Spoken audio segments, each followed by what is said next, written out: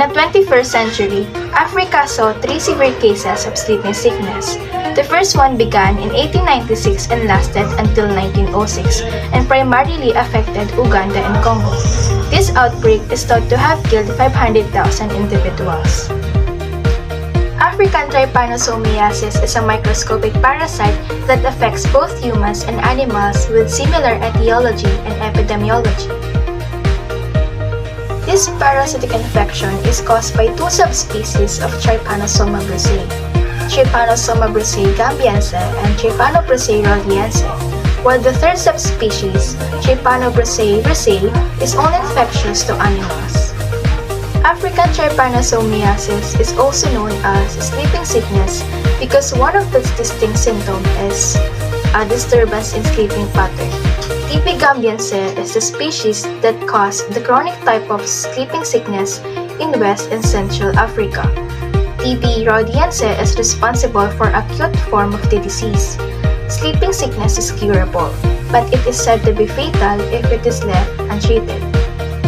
These parasites are carried by a tsetse fly that can only be found in sub-Saharan Africa. Scientists discovered and suggested that tsetse flies are the cause of sleeping sickness in humans and animals through their bites.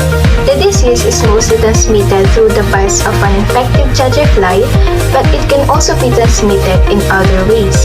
Mother-to-child infection, mechanical transmission through blood-sucking insects is possible, and it has also been stated that parasite can be transmitted through sexual contact, though these incidents are said to be rare and poorly documented. The symptoms are divided into two stages. The first stage is the hemolymphatic phase. It is characterized by the trypanosomes restriction to the blood and lymphatic system. Fever, headaches, joint problems, and itching are all signs of this stage. The presence of parasite in cerebral fluid characterizes the second stage, or often known as the neurological phase. This is when the disease's usual symptoms appear, such as the confusion, disturbed sleep pattern, sensory disturbance, and poor coordination.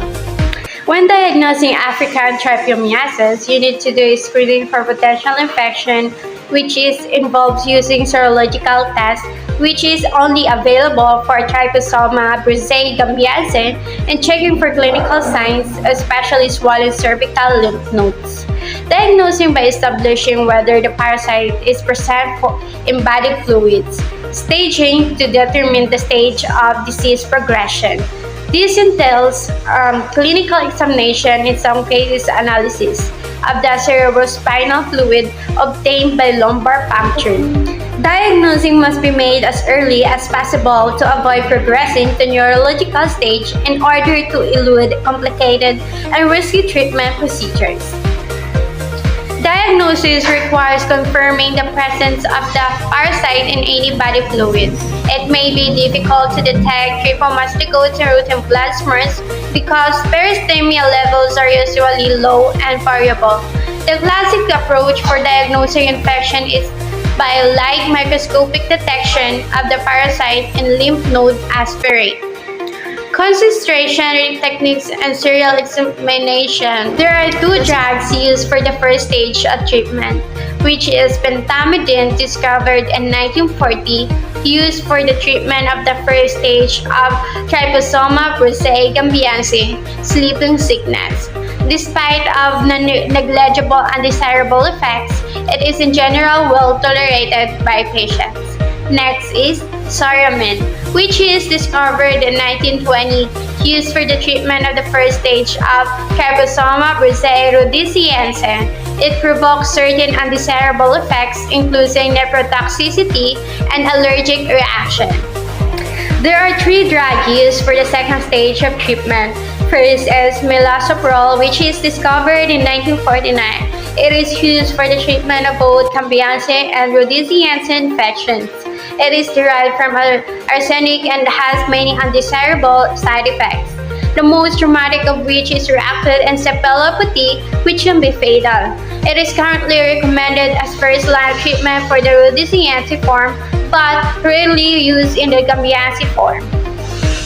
Next is eflornithine. It is much less toxic than milazoprol. It is registered in 1990, which is only effective against Trypanosoma brucei gambiense.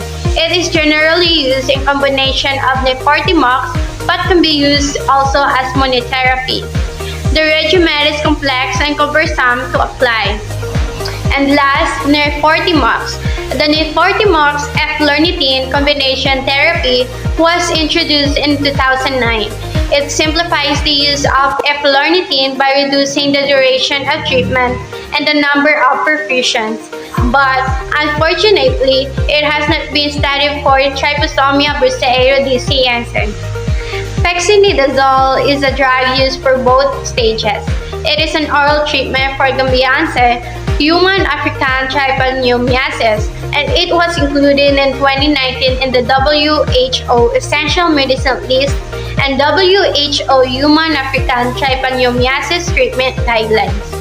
This molecule is indicated as a first line for first stage and non-severe second stage. It should be administered for 10 days within 30 minutes after a solid meal and under supervision of trained medical staff. Based on my understanding, there is no test of cure for African trypanosomiasis. They said that after treatment, the patient should be closely followed for 24 months and monitored for relapse. Recurrence of symptoms will require examination of body fluids including CSF to detect the presence of trypanosomes. Thank you for listening. That's all for today's video. We hope you learned a lot today. Thank you.